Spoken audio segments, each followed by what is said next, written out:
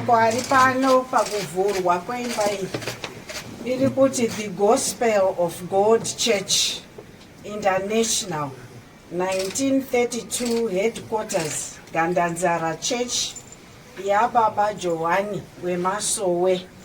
This building was officially opened by His Excellency the President of the Republic of Zimbabwe, Comrade Emmerson Mnangagwa, on the 30th of September 2024.